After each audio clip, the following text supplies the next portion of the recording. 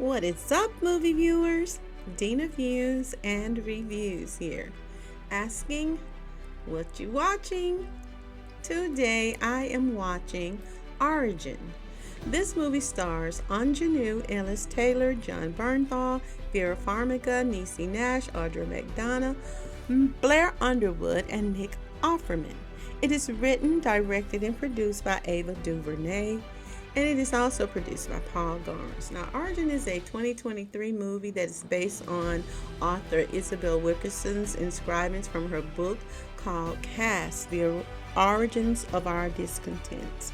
Now, the movie chronicles Isabel, and she is a black female author whose character is played by Aunjanue Ellis-Taylor. Isabel is in an interracial relationship. She's married to Brett, who is a Caucasian man.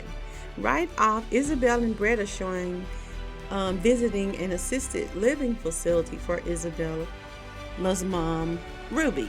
And evident by their conversation upon leaving, Isabel feels uneasy and a bit conflicted about having her mother live there. Clearly, Isabel feels some degree of guilt or onus about leaving her there. In the movie's opening scene, it shows a young black teenager, and he is walking and talking on his cell phone to a friend. He goes into a convenience store, makes a purchase of Skittles and tea, and as he is leaving, he notices it is raining and pulls the hat of his hoodie over his head. Now, as he continues to walk, he notices a car is following him. He lets his friend on the phone know that he has been followed by this car. We later find out that this young boy is 17-year-old Trayvon Martin, who is visiting his father, who lives in a gated community. Inside the car that's pursuing him is George Zimmerman, a white Latino neighborhood watch member who would later murder this young man. Now, on the evening of February 26, 2012, in Sanford, Florida, he was murdered for nothing more than walking while being black in a gated community. Now, Isabel is later seen giving a speech, and afterwards she is approached by an editor by the name of Amari. Amari is played by Blair Underwood. He approaches her and asks her about listening to the Trayvon Martin unreleased 911 tapes and writing a piece for the paper on the murder. She is reluctant to do so and tells him she is on hiatus. Even so, she later decides to take a listen to the not yet released 911 recording, where she can clearly hear the tussle, Trayvon Martin screams, and the gunshot that George Zimmerman fired that took the life of teenager Trayvon Martin. Later, when she speaks to Amari, again after another dinner party, in their conversation about the murder, she presents the question, why does a white Latino man deputize himself to stop a black boy to protect a white community? And she goes even further by questioning why is it everything is racist. She seems reluctant to give her personal opinion on the infamous murder, and at that time she decides to withhold her opinion on the killing of this young black teenager by this guy. So she waits till after she does a further more research about what she believes to be the root cause. Now, Isabel suffers a devastating loss. She loses her mother and her husband, Brett. And while at a dinner party, she's talking to two of her Caucasian female colleagues. She tells them why she chose not to explore the Trayvon Martin case, but that she has developed a thesis that connects the Trayvon Martin murder, the Charlottesville neo-Nazi that drove his car into a Black Lives crowd, and why it is that her own mother insisted that they, or her as black people, should be polite, button up around white people. So in her words, this is what she said. She believed there was some connective tissue in it, and she wanted to explore how it all is linked together. And having said that, she sets about traveling throughout America, examining the society that was built on the backs of black slaves as well as their descendants. Black humans loaded up and chained in the bows of boats, stripped of knowledge of self, kind, raped, murdered, and completely destroyed mentally, physically, and spiritually, and thrown into a society deliberately implanting within their minds the premise of white supremacy and black inferiority. A system that justified their legal subjugation, their enslavement, and denied them basic resources or even humanity to black men, black women, and children for centuries. Then she travels on to India, where she spoke to a Dalit scholar and was able to explore the caste system in place there. And in this caste system, there's a group called the Untouchables, and there is a practice of oppression that has been around for many, many years. In this system, they classify individuals into groups that denies access to certain people based upon the family that they were born into, and how a man-made, she's examining how this man-made classification determined how their life would be lived, how they would be treated and looked upon by others within their society.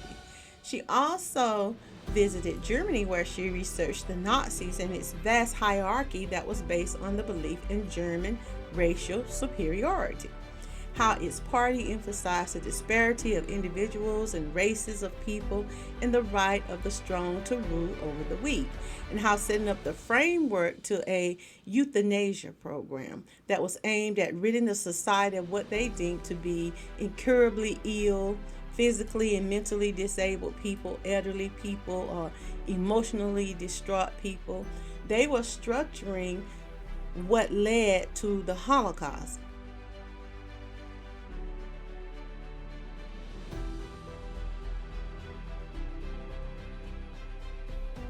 And I gave this movie a 3 out of 5 stars. I think it exhibited actress Aunjanue Ellis-Taylor's scope of acting talent. She was believable to me in this role as Isabel Wilkinson. Although it was very interesting, and sometimes it's looked upon as a taboo subject matter, the film was enlightening. It was, I think it was well shot and well constructed. But the conclusion that she came to with her thesis just seemed apparent to me and already discernible to me. It just seemed more like she was splitting hairs, whether you call it a caste system, systematic racism, Jim Crow, or white supremacy. It is what it is. A few wicked people encompassed with a malevolent mentality that they think makes them or deems them superior due to certain characteristics. Now, the key in this system, though, is convincing others to stand in accord with you on that message. That's the only way that you can enforce it. One must control and withhold the necessary resources and control who gets it and how it is distributed. And you must distribute it unjustly, as in to deny or limit certain human beings from having access to what God has given or provided to the earth. Now, when you do this and you hoard the resources, you control people's existence. You prevent people from thriving, and you then you can control the destiny of other people's lives on the planet. Now, like I said, in order to do this, you must be able to control and enforce the ideology that you have. So the message and manipulation has to come with enforcement and encouragement to others to help serve this, to manifest it, to institute it. That's how you get an oppressive agenda and make it work for the few. Now, I did not see her conclusion as any different or distinct from what is already obvious. What I believe is there may have been an internal need based on her own personal experiences or her perspective, maybe even her grief. I think she was trying to link a nexus of sorts. I understand it is because she lost people that she loved, and it causes you to ponder all manner of things. And so when she took this journey to enlightenment, I understand it. I think it is perfectly okay. However, it just felt as if it was just her seeking to find what was already and is already evident. And that's just my opinion. Even so, I must say there were 3 points in this movie that I thought were very notable. The first one was the way in which the director or writer chose to give Isabel the opportunity in the dreamlike state to see and talk to those who had already transitioned. It was touching. It was a beautiful sequence to me, especially when she was able to see and feel her mom when she lay down and talked to the little black boy on the floor. It was so beautiful to me, and she told him that he would be okay. And I am referring to Al Bright, who was he was a little boy, looked like he's about maybe 6, 7, or 8. He's on a little league team, but when the team was invited to a public swimming pool after they won, he was mistreated because he was black and he was not allowed to swim in the pool with the rest of his teammates. It was heartbreaking, and I felt that scene so much. Something about that scene just pulled on my heartstrings, and I just wanted to take that little child and hug him and remove him away from that whole situation. But when she laid beside him, it was comforting. And I often think, what would I say if given the opportunity to speak to my ancestors from the past? What would I say, or what could I say to encourage them? The second thing that was so interesting to me was when in Germany she was having dinner and a conversation with 3 of her non-black friends, and the subject of black subjugation in America and the similarities between America and what was happening in Nazi Germany came up. Now, Isabel brought up that she heard displaying the swastika is a crime there in Germany, and that doing so you could face 3 years in prison. And she goes on to contrast Germany's response versus America, where they are in essence memorializing and honoring many of the subjugators and those that aided in the oppression of black people. She referenced how the Confederate flag, which is seen by many people, many black people in America, descendants of slaves, as the swastika is seen in Germany. It's a horrible reminder of the brutality, the cruelty, the persecution and oppression by whites in this country. Now, Isabel stated that the Confederate flag is on full display and is a part of the Mississippi flag. And in America to this very day as well, there are a lot of statues sprinkled all around America that are dedicated to the very men that wanted to wage war for the right to own black human beings. That is true today. But her Caucasian German female friend Sabine told her that a framework is not a book, and trying to connect the United States with Germany, she told her that the Holocaust and African slavery is different. And she told her that linking Germany with the United States is flawed, she said. Connecting the United States to Germany doesn't fit. For America, slavery is rooted in subjugation, bodies for profit, and the Holocaust was not subjugation, but extermination. Isabel was clearly taken aback by her response. And it just made me ponder my own response. But what was Sabine really trying to express with her retort, I was thinking? Was she implying it was somehow worse than the centuries of black slave genocide? It was worse than the murder, the oppression, the rape, the torture, or the complete loss of knowledge of self and kind, and having no identity and having it replaced with a new one? Was it the fact that black people had a planned, purposeful, and complete disconnect from their people, from their land, from their culture, from their God, and from humanity, deemed to be 3/5 of a human being? And imagine being told after all of that, you are free to leave. You can leave these plantations, but pull yourself up by your bootstraps. You're giving nothing but more law that is enforced legally. Discrimination that is legal, and is followed by Jim Crow. No attempt to repair the destroyed mind and body or spirit of the person that you have subjugated for centuries. Not a penny in reparations to facilitate the mental, physical, and spiritual trauma imposed by the denial of just basic human rights. Nothing of financial resources. Slaves were paid nothing. When released, they were given nothing, no compensation. All you had was trauma.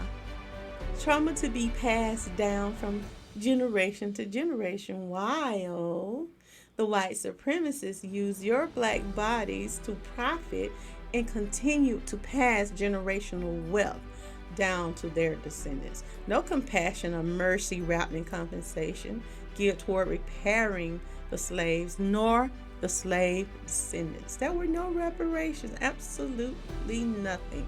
So when you look at it and analyze it from that perspective, Sabine was absolutely right. There is simply no comparison whatsoever. There just isn't. We still reside under this exact same government that was guilty of all those things. And to this date, it is 2024, and there have still been no reparations to the descendants of slaves for the crime of black enslavement, for forced labor, for subjugation. No physical, mental, and financial. There's been nothing to assist in restoring or repairing what was broken. And the third thing that I thought was noteworthy in this movie was that Isabella discovers a picture in the German archives that is hanging on the wall. But this picture actually shows Nazis that visited America sitting at a table. These Nazis came to America and they wanted to learn about Jim Crow laws. They wanted to know how to develop these racist laws so they could actually use it in their blueprint to oppress the people that were affected by the Holocaust. They admired the Jim Crow era laws that legally discriminate against black Americans. United States racial classifications laws were said to be even harsher than anything that the Nazis themselves were willing to introduce in Germany. Wow. One of the most striking Nazi views was that Jim Crow was a suitable racist program within the United States because American blacks were already oppressed and poor. That is so interesting. But even more interesting is the fact that when the United States entered the war against the Nazis, it supposedly took an anti-Nazi stance. Now, how odd is that, since much of what is that you are claiming to be fighting against, it is being practiced within your own country at the exact same time you're sending in black American troops to help free the people that are under that oppression. That is pretty amazing. But the black American troops could not help but notice all of the similarities between the two oppressive countries. Imagine that, fighting to free people from the same oppression that you have to boot up and go home and fight against yourself. Now that's irony. So yes, Sabine was right. It is indeed different, for it is more diabolical, criminal, and malevolent. Now, I really like the analogy that she used at the end of the movie, where Isabel is comparing the caste system to a house that has stress cracks and it is in desperate need of fixing. It's a way of encouraging others to participate in the repair of that foundation, to fight the injustices that we see, because we know that no one person is more deserving of freedom or justice or even resources than anyone else. But I would have to add to what she said that it's necessary to accept sometime that the house is old. The house is broken, the house is just torn up, and it is in disrepair. Knock it down. Destroy that old blueprint and start anew. Clear the site completely. Remove all of the remnants of the old one. Don't start with that foundation. Kick that foundation completely down and construct a new home with a sturdy foundation. Using all new building material. Build it level. Check for square and plumb. And make certain it is free from cracks. And most of all, do not use the same architect. Now, Aunjanue is rated PG, and if you are interested in checking out this movie, you most certainly can, because it is currently streaming on Hulu. If you have not already, be sure to like, share, subscribe, and leave me your comments on what you thought of this movie. I invite you to join me weekly for another review or a movie recommendation. But I want you to remember, it's my view. Now, what you watching?